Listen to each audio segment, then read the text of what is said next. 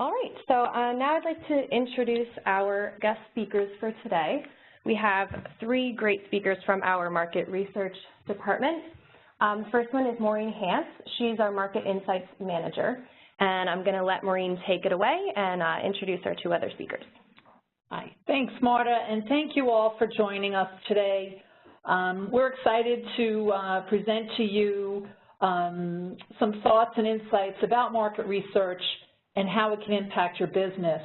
I have two very special colleagues joining me in talking with you today, Steve Bast of Nucleus Marketing Lab and Melissa Pelletier of MDR. Just a little bit about ourselves. I am responsible for MDR market research products, which include custom research solutions as well as the MDR State of the K-12 Market Research Reports. I'll kick our discussion off today with sharing some thoughts about why companies do market research in the first place and who to conduct research with, and we'll wind up with sharing some tips for including research in your marketing playbook. Steve Bast of Nucleus Marketing Lab is calling in today from Phoenix, Arizona. Steve and his team are MDR partners who design and execute market research studies. With over 20 years in marketing and research, Steve will share insights based on his experiences with customers about what you can learn from conducting a research study for your business and some ideas of how to do it. Melissa Pelletier is the newest member of our team, and she's MDR's Education Research Editor. She's also the editor of MDR's School of Thought newsletter, and among many other things, helps with the development and publishing of MDR's State of the K-12 Market Reports. Melissa will share a sneak peek of the latest one releasing this week called Teachers Talk Technology in the case study section of our session today. Next slide. So, as you know, questions are at the core of any research project, so we turn to these questions to help frame our discussion about the benefits and methodologies of market research. First, we have the why. This is really a discussion of the goals and benefits of research that can provide further insights into many different aspects of your business. Then we talk about the who. You know, who are the specific audiences in the education universe that we've worked with and who've helped with feedback in discovering and bringing these thoughts to life? How are we going to do this? Understanding your why you need to do research points to how to do it. We'll discuss quantitative and qualitative research techniques, when you should use them, and what they can yield. And then we'll wrap up with a case study, as I mentioned earlier, based on MDR's own research to learn more about technology use in the classroom. We'll explain the methodologies we use, what we learned, and how its results can help educational marketers. As Marta said, we'll leave plenty of time for questions. You can type your questions in the chat box on the right-hand side of the screen, and we'll get through as many as we can in the Q&A at the end of the session. We're going to start off with this lighthearted note, this lighthearted quote of, whoever said what you don't know won't hurt you certainly wasn't in market research. We're starting off is our way of saluting all you marketers out there who do make decisions based on market intelligence, and we're going to dive deeper into this morning or this afternoon, wherever you are. Okay, first the why. As I mentioned earlier, first we look at the why. Why do market research at all?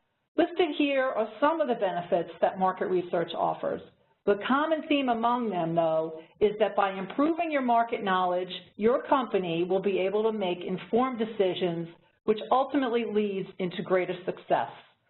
As those of you working in the education space are well aware, the market changes constantly and is subject to multiple influences. Innovations in technology, curriculum standards, assessment methods, and changing compositions of student populations are some of the market trends that can affect your products and services and ultimately your business. So we give some examples of understanding the market environment, and that could mean estimating market size and demand for your products and services and understanding your competition. All that can be uncovered with a market research study. With respect to the impact of marketing efforts. Market research allows you to assess how effective advertising and marketing programs have been, for example, and also to measure customer satisfaction. Steve will now share some examples that address other broad uses for research that may very well apply to your business. Hello. Yeah, I would say in our experience, clients are often turning to research because they're at some sort of an intersection. They're at a juncture where they're trying to decide their next move. They're usually not standing still. They want some information that can lead to action. So at that intersection or that juncture, they have some questions that they're really contemplating. And for this section, we wanted to give some examples of the types of questions that you might be contemplating. So let's say, for example, that they're questions under the heading of product development. You've spent a lot of time with your R&D team and you've ideated some different product concepts. Maybe you feel like, man, we've covered the walls with a whole bunch of possible ideas, but you want to get a check-in. You've lived and breathed this, but you want to get a check-in from the actual educators who you intend to use these products on which ones have the strongest potential. That's a great setup for a research study. Maybe it's more about some potential features. So what is the interest level in these potential features of a product that you're contemplating launching to the education market and trying to get a read on which features really carry some weight and would be compelling for users? Or what's the target market willing to pay for a proposed new product that you have in the pipeline, but you're not exactly sure how they will value it or what kind of a price premium they think it might carry? So these are all good types of questions. If we go to the next slide, it could be less about a new product in development, but maybe it's an existing program or product that you already have maybe out there. So first bullet point, how do teachers evaluate their first year of using a new K-3 reading curriculum? You would spend all the effort putting it together, maybe a lot of time and energy and resources. Now it's actually out in the field. So let's get some feedback from the educators actually using it. What are their thoughts on this curriculum and how it's working? Is it working as intended? Are there other features that could be added if we roll out a version 2 or a next wave, next iteration of this curriculum? How could it be improved? So that's the second bullet point. After using the product in classrooms, how could a product like this one be improved?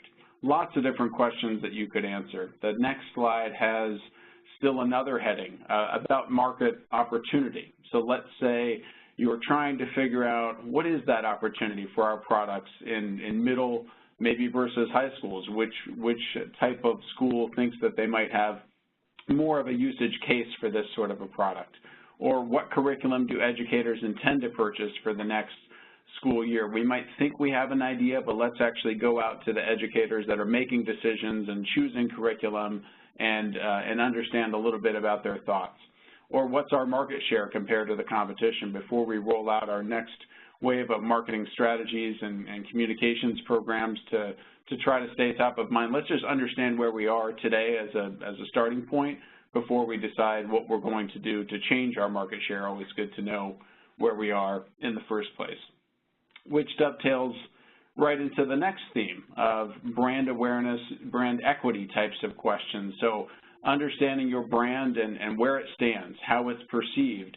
The common thing about marketers is we all live and breathe our products and what it is that we're spending our time on so often that sometimes it's necessary just to check in with those folks because we're not always representative of the type of people that we're marketing to. So understanding what the average uninitiated teacher or curriculum director or principal thinks about our product and our brand. So understanding some brand equity issues. What's my brand equity compared with the competition?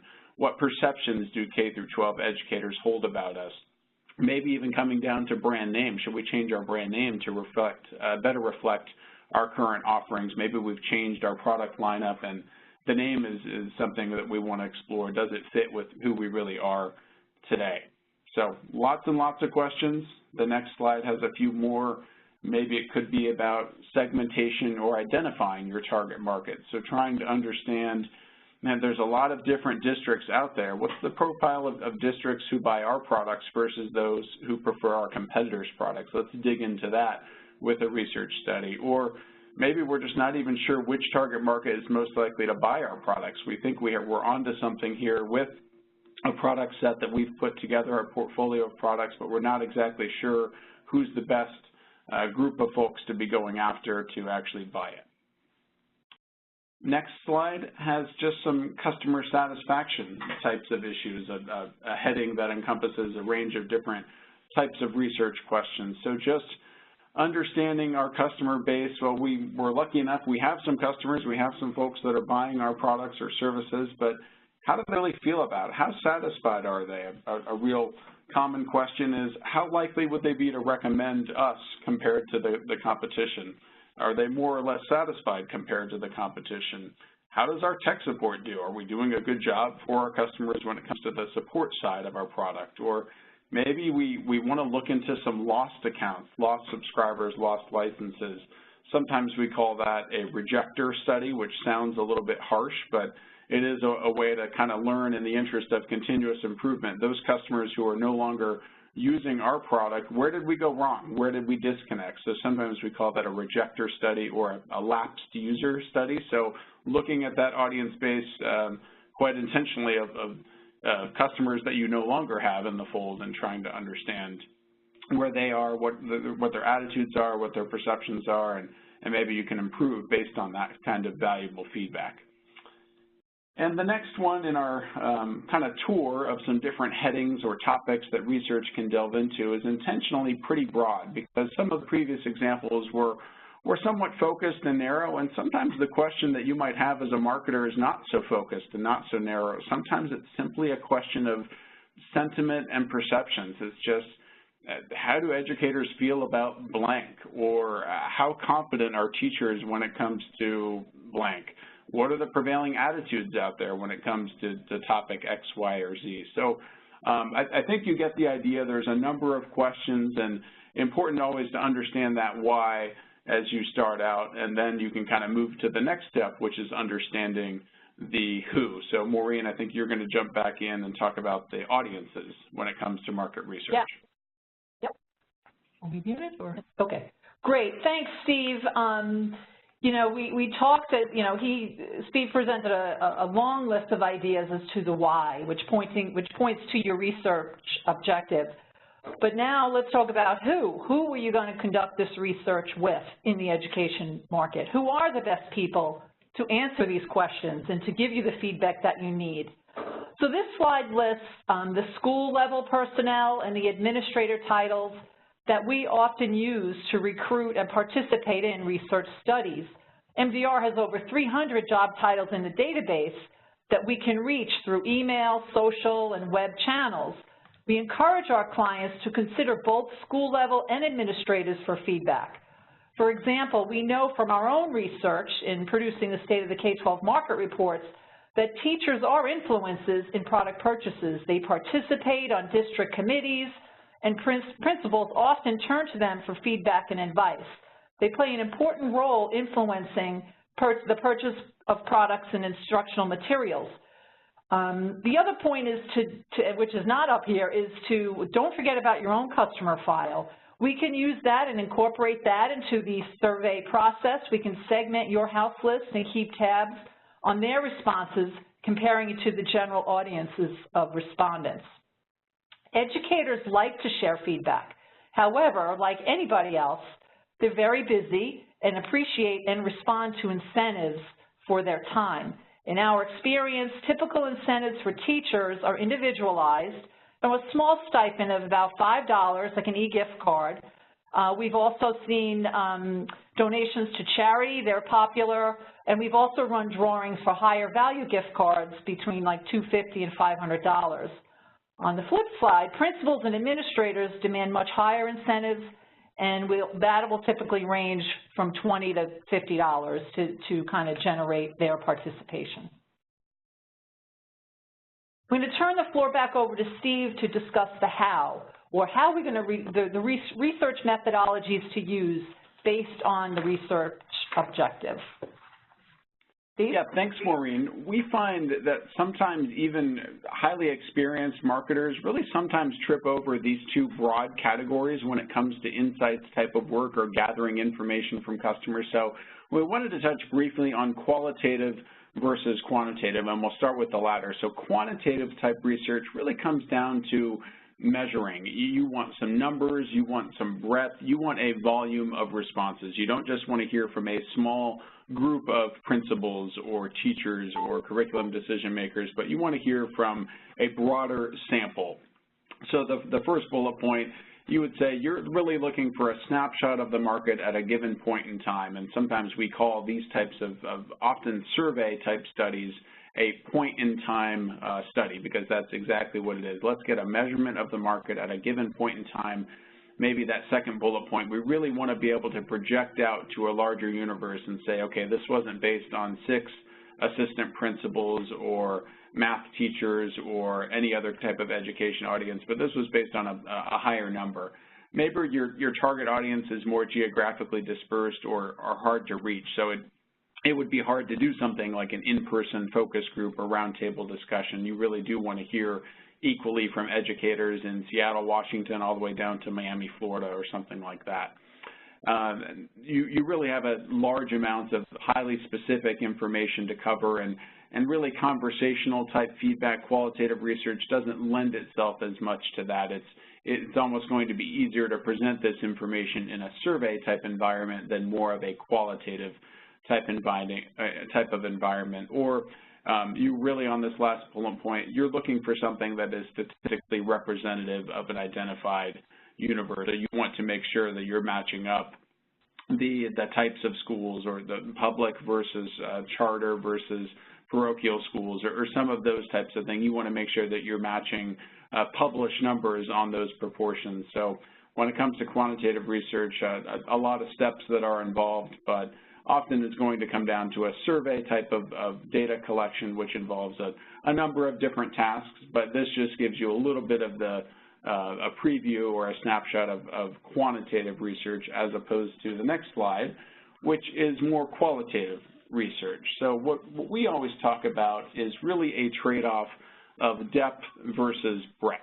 So in qualitative research, you are quite intentionally not going to connect with as many educators or prospects or lapsed customers, but you're making a trade-off. Instead of the breadth of talking to lots of people, you're talking with a smaller number of people, but in more, just in a deeper level of engagement. So if it's a half-hour interview or a 90-minute roundtable discussion group, you're just inherently going to be able to cover more ground than you can asking someone who's sitting on a tablet or on their phone in their office or in their classroom responding to a 10-minute pre-programmed survey. So this is very much lending itself to a type of environment where you're looking for exploratory type of outcomes. You're really looking for a less structured discussion, whereas a survey that someone is taking on their phone, as I mentioned, the questions that they're taking are pre-programmed in. In this case, you can deviate and you can probe accordingly. If something comes up that seems like an interesting discussion, you can kind of go with that line of questioning. So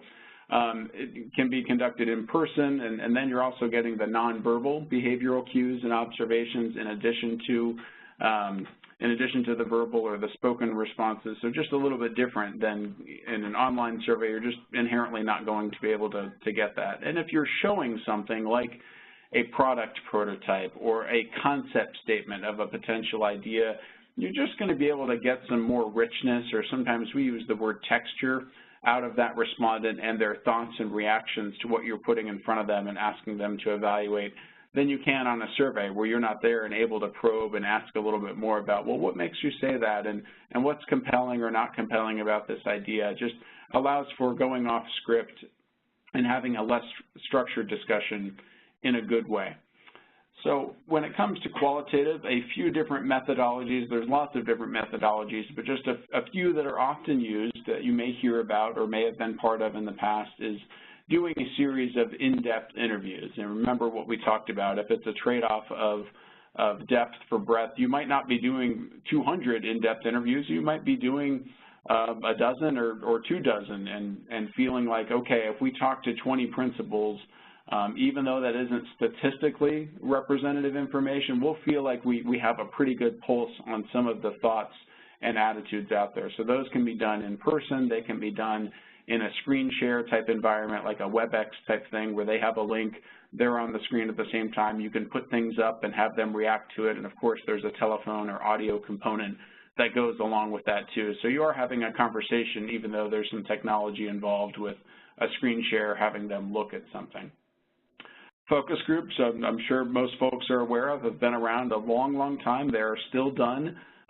Nowadays, they can be done online increasingly, but they're still done in person at lots of different research facilities all across the country, all around the world, in fact. So in person, in facilities, or online groups. They can also be done at conferences if you already have a place where a group of your target educators are going to be physically gathered anyway. That is an interesting thought as to, well, why don't we carve off a side room at the conference and arrange for everyone's schedule that they can come a little bit early or stay after the general session and join us in a discussion group there.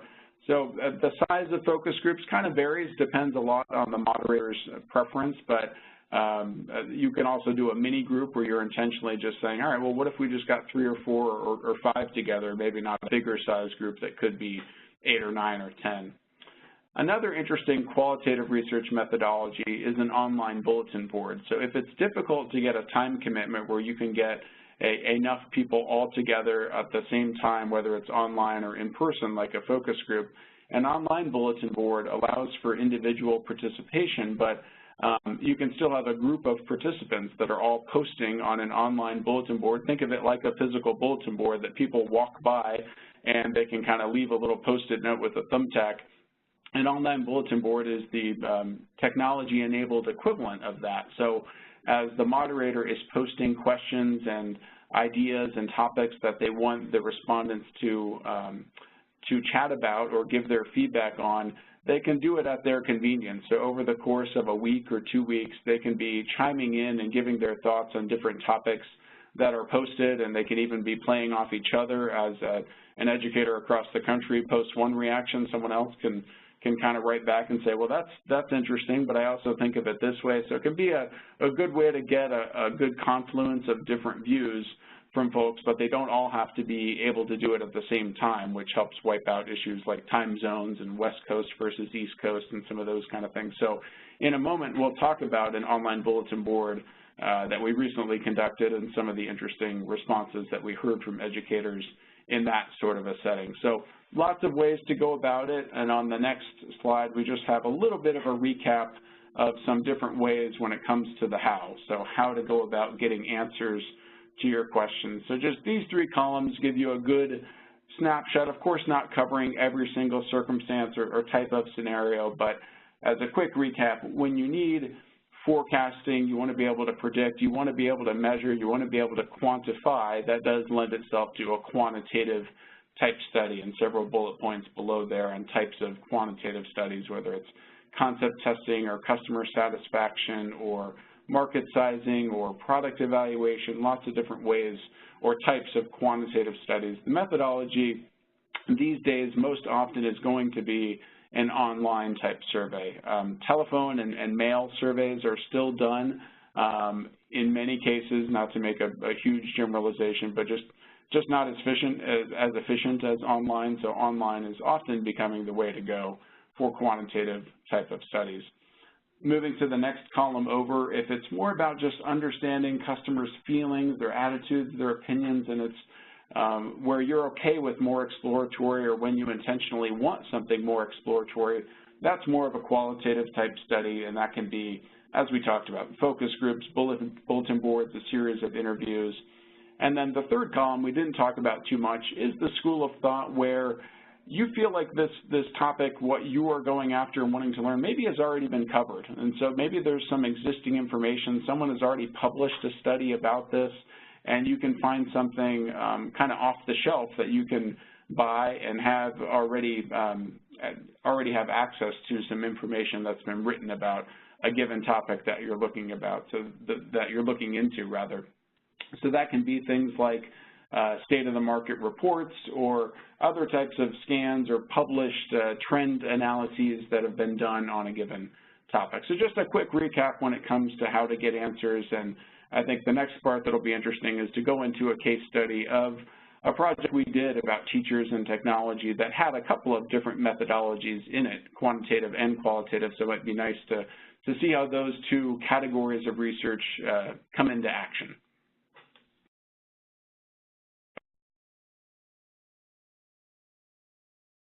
Thanks, Steve, and we appreciate you laying out the how and describing the methodologies. Really great examples. As Steve said, we'll now jump into our case study for today, where we incorporated both the quantitative and qualitative methodologies to uncover some interesting results about technology in the classroom. And Melissa Peltier is going to take us through that. So turning the floor to Melissa. Thanks, Maureen, and hi, everyone. Thank you for joining us today. So for those of you who aren't aware, we have State of the K-12 Market Reports. MDR has an annual report series on a yearly basis where we produce a series of 4 reports on various topics in education. So we're going to be using the second report of our 2018 series, which is called Teachers Talk Technology, as an example of how you can conduct a market research study. We conducted, like Maureen said, both a quantitative and qualitative study on teacher technology use in the classroom, and I'll explain our methodologies, take a brief look at our results, and how we developed our key takeaways. So here is an overview of why we conducted this study, and these are the things we were trying to find out. So the who, in our case, is teachers. We want to connect with teachers to find out the various topics listed here. And so why? We want to help people identify if there's an opportunity for their business in the market just by better understanding how teachers use technology in the classroom. And so on the next slide, this is how we organized our research. We had a quantitative aspect, which was an online survey distributed to K-12 teachers, fielded from November of 2017 to January of 2018. And we had over 4,000 teachers respond to that online survey, and we did provide an incentive, which was a drawing for an e-gift card. We also conducted a qualitative study, which consisted of a bulletin board from March to April of 2018. That was an online bulletin board study. We had 58 teachers recruited from our MDR database, and we provided them with individual incentives to participate in that. So the respondents provided feedback on 6 specific activities, and this is over a 3-week period of the bulletin board where they could come in and answer the questions at their discretion. So now we're going to go into some of the results of the study, mainly how we translated what we wanted to do into the goals we were trying to achieve. So this is an example of a survey question that was asking the participants to select answers from multiple choices. And so the specific question was, check all the technology devices you can access or check out for use in your classroom. So this is just an example of a result you might get from this type of question asked in a quantitative survey question. Okay, this next example is for an open-ended choice called other. So we had an other reply in a series of choices, and the context here, it was part of a multiple choice question with other as a selection about teachers' learning management system use. So not all the respondents had an answer from the list, and so there was a section for other, and then they had the option to write in their choice. And so from the ones who did write in their choice, we were able to look at the top listed similar choices. And so this would be open-ended, sort of an open field choice.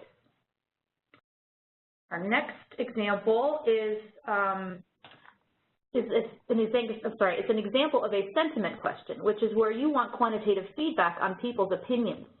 So this question was, what is your opinion on emerging technology in the classroom? And we had a variety of answers. And as you can see, you don't always have to use a multiple choice question to get the feedback you're looking for.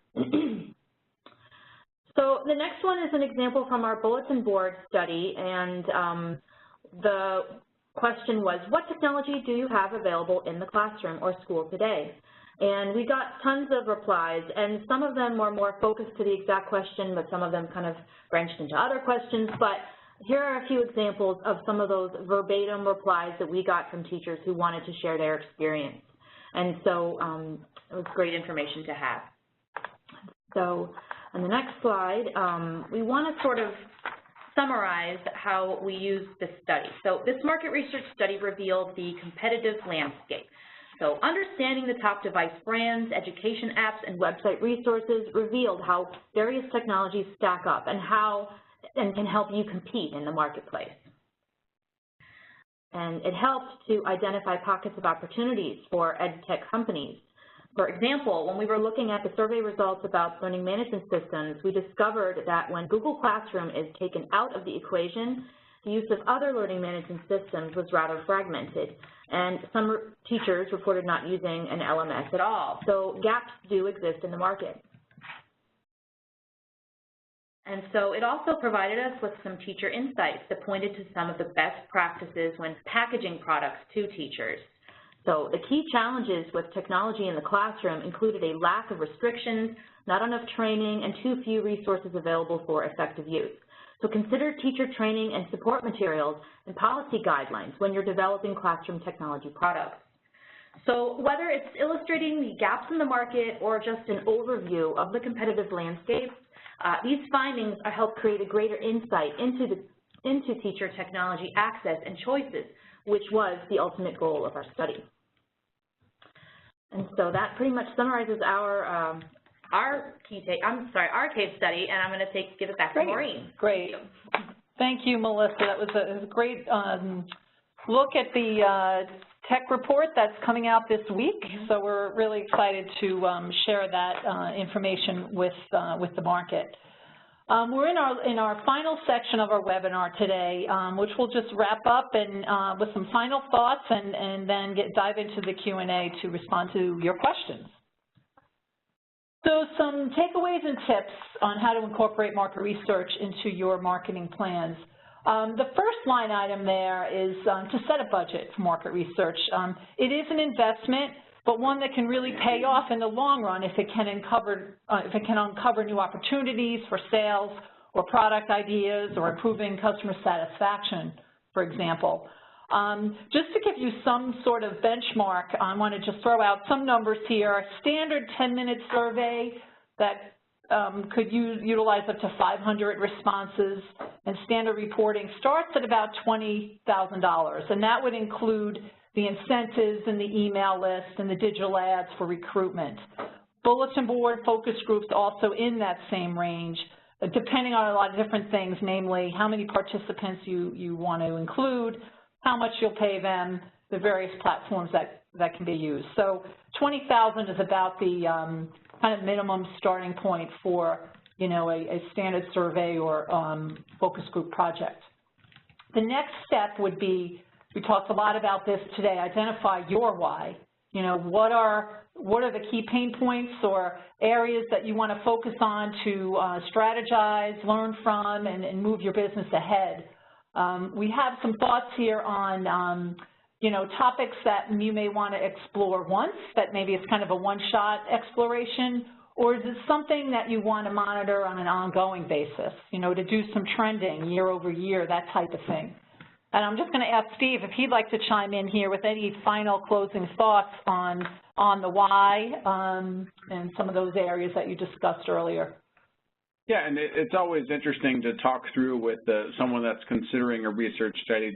Sometimes they might need a little bit of help figuring out, is this something that really is a one-time issue that we want to explore, or does this warrant something that we're going to be monitoring over a period of weeks, months, years, school years, et cetera. So sometimes that's helpful just to brainstorm with other folks. And same for that last bullet point. When it comes to thinking through the methodology, the audience, the timing, and how exactly you want the results, there's lots of situations where a marketer already kind of knows, hey, we feel like this really warrants some interviews or some focus groups or a large surveying exercise, and this is the audience of interest, and here's the timing, here's exactly what we need for the results. But just wanted to plant the seed that it's okay to not know. Sometimes you can think that through with some other folks and help decide on what's the right way to go about peeling the onion, so to speak, of how to dig into a given issue.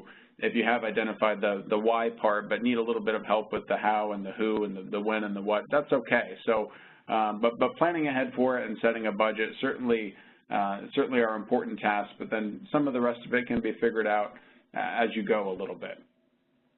Mm-hmm. Great. Thanks, Steve. Yeah, as Steve mentioned, the steps in planning ahead, obviously, once you have your why, that will dictate, the methodologies that we talked about today, the quantitative and the qualitative.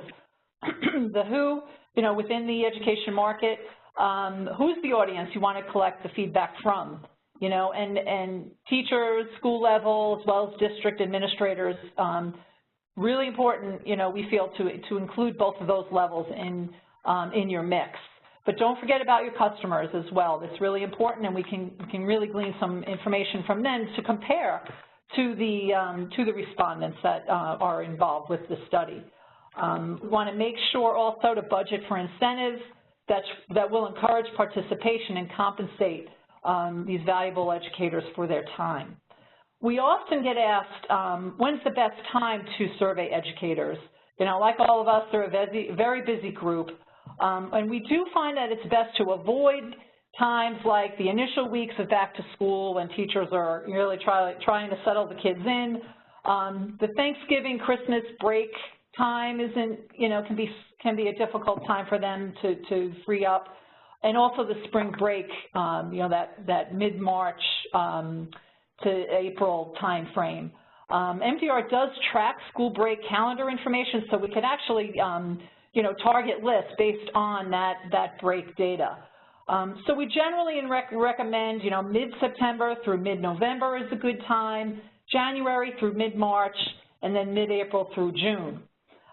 Just one interesting fact I'll share, we recently kicked off our third State of the Market research with a survey that we released, that we sent out on Memorial Day weekend. And we didn't know, how that was going to fly, and we did get a really strong response.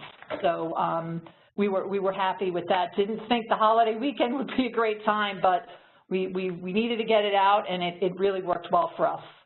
The last point about what, and in there we're talking about deliverables, what the results, what do you do with them, and just some thoughts Melissa will share on the results. Mm-hmm. Thanks. Yeah, it's important to remember, so once you get all of this data, once you get all this feedback and whatever form you've chosen, quantitative, qualitative, you have to consider who it is that is going to be ultimately using this information, whether it's your internal staff, whether it's your customers, whoever the stakeholder is in this information. Present the information so that they can use it, so that they can understand how to use it, whether or not that's creating graphics, tables, charts. We gave you some examples of some of the graphics we create, and just whether or not you create a white paper from your data, or just a simple kind of infographic sheet. Again, in the how elaborate it turns out, it really depends on who the information is ultimately meant for. So just keep that in mind so that the information is understandable and usable to all participants. Great. Thank you.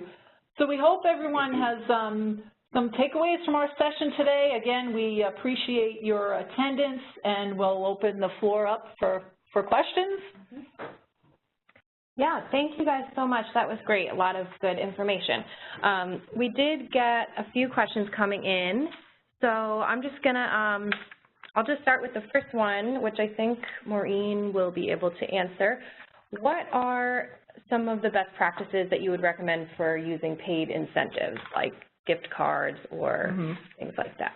Yeah, incentives, as I mentioned, are really an important part in encouraging participation and boosting your responses. We do find that the individualized incentive is very effective. Depends again on your budget, but we find that the $5 e-gift card, we do an Amazon gift card quite often, is popular for teachers.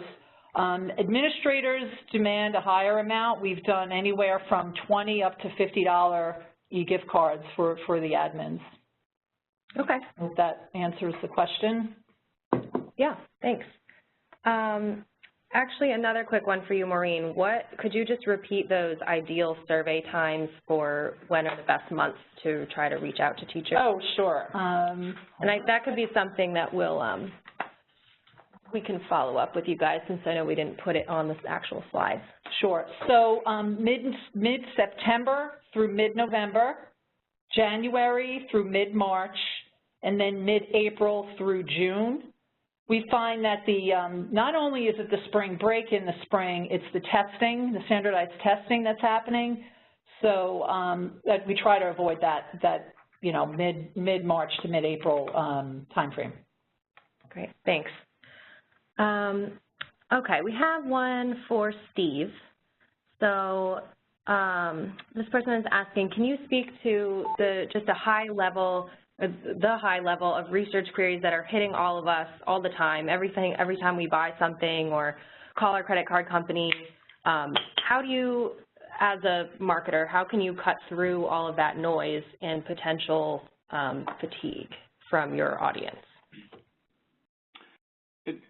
It is true that, yeah, a lot of us are surveyed on a lot of different things a lot of the time, but I think we have to, we spend a lot of time with putting together the outreach and figuring out the list and the emails that are going to go out to invite and entice their participation and the incentive, and then designing the questionnaire itself. And of course, there's a lot of thought and work that goes into it. For the average respondent, though, I think all of us as consumers, if we put our consumer hats on, we probably just don't think about it that much. You're sitting at your desk in your classroom. If you're a teacher in, Iowa or Texas or somewhere like that, you happen to be on a break, or it's the end of the day, or the kids are at one of the specials, and an email comes across your desk and it's, hey, take a quick survey. Oh, I get $5 for it, and that says it's going to take 10 minutes. Sure, I'll kind of jump in and do it. So the idea of just it sometimes can be opportunistic, or like getting the teachers to do the bulletin board. We just got enough teachers that said, like, sure, why not? And they went through the qualifications, so we weren't just taking any teacher that we could find, but teachers that fit the profile of what we were seeking. And so we are all surveyed a lot and asked to do things a lot, and not everyone's going to do everything, of course, but if we get enough of the right people to do studies, then still feel like we can be confident in the results from people, even though they are maybe asked to do things more than they were previously. I don't know if that answers it. Yeah, that was great. Thanks, Steve. Another question. So this person says, my email rates for the in-house surveys that I do are down, and we're not getting a lot of responses. Is MDR seeing this as well? And if yes, what sort of tactics can help deliver the responses needed? Mm-hmm. I could take that, and Steve, feel free to chime in as well. But yeah, we do see a decline in the response rates. We, on average, are looking at a 0.5% response rate for blind surveys. So blind surveys tend to have lower response rates than a identified survey, where you may be identified as the survey sender. We get a little higher response rates from teachers versus the administrators. So that's another thing to consider. But also affecting that is the incentive. So we really need to have strong incentives there to encourage the participation. What we've been doing in the last year or two as well is use multiple channels as well, not just email. We've used we have the capability to deploy and serve Facebook ads as well as banner ads to the same group that we're sending the email. So it's MDR's custom audience product, which enables a multi-channel approach. So we're not going to blast everybody on Facebook. It's just those teachers that have received the invitation to the survey are served a Facebook ad. And we have seen, some boost from the ads as well. I hope that answers the question. I was just going to jump in on that, Maureen, that there are even situations, I would say it's probably more the exception than the rule, granted, but there are even situations where a brand, if they're trying to interact with their own customer list, does even do some offline promotion, a postcard or something that's sent out that just says, hey, we're doing a very important survey. We'd love for you to respond. You're going to get the email within the next week to 10 days inviting you to participate. So that you do see that, a multi-channel approach to try to get participation, even have your field reps out there reminding folks that, hey, we are going to be asking for your opinions in a quick survey. So I think there are a lot of variables to it, how the invitation is served up, were they given any advance notice, is there an incentive, does it look professional, how long is it going to take them, all of those sorts of things kind of come into play. Great. Yep. We do have a couple people asking about the technology report that we had used as our case study that Melissa was talking about. That will be available on our website, and I'm going to type into the chat box the link where you can actually find all of our available research reports. Someone asked if it's free. This one is not free. This is a paid report. There's a lot of good information in there. All of our State of the K-12 series are paid reports, but we also do have a ton of other free marketing-related resources on our website. It's just mdreducation.com/reports. So you can, browse through there, and that's also where you will find the technology report, which will be releasing next week. Let's see. We had another question, which I'm going to throw over to Melissa, on how do you plan ahead for these types of market research studies? Well, so it depends on what your goals are and how many people are involved in the planning process. Maybe it's, multiple departments in your company. Maybe it's one person. Maybe it's, two different companies trying to collaborate together. We've had experiences with all of that. So identifying the larger goals and developing in the survey, you kind of start with the question. You start with a hypothesis, and you then go from there and developing the best methodologies to achieve those goals. And so it all depends on the larger goals and how you want to go about that and who all the stakeholders are. Great, thanks, Melissa. We had a couple more questions.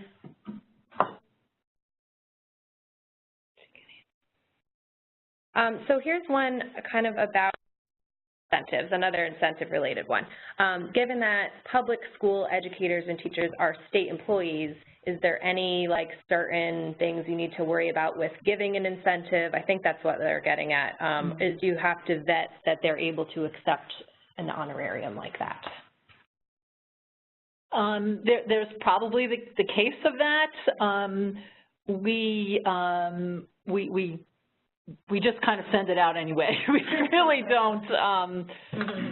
I'm sorry, I'm not giving you a great answer on this, but we do always include an incentive regardless of that. But yeah, it's really. But yeah. Maureen, they do have to answer usually a yes/no, where it says, at the end of the study, we would like to send a XYZ denomination as an exchange for you sharing your time and opinions. The language can be something like, would you like to receive this? Are you able to receive this? And they usually do check a yes box before they're served up the incentive. Right. in many recent cases anyway. So if that qualifies as an opt-in, or they are electively indicating that they're okay receiving it, that step usually is in there. Right. So right within the survey at the end. Yep. All right. I think we got to most of these questions. And again, if anyone thinks of any afterwards, feel free to reach out to us. I'm just going to pull up everyone's contact information. So there's Maureen, Steve, and Melissa's email addresses, as well as our MDR marketing email and social media. You can feel free to connect with us there. And yeah, thank you everyone for joining us today. Hope you found this useful. And thank you to all of our speakers, did a great job.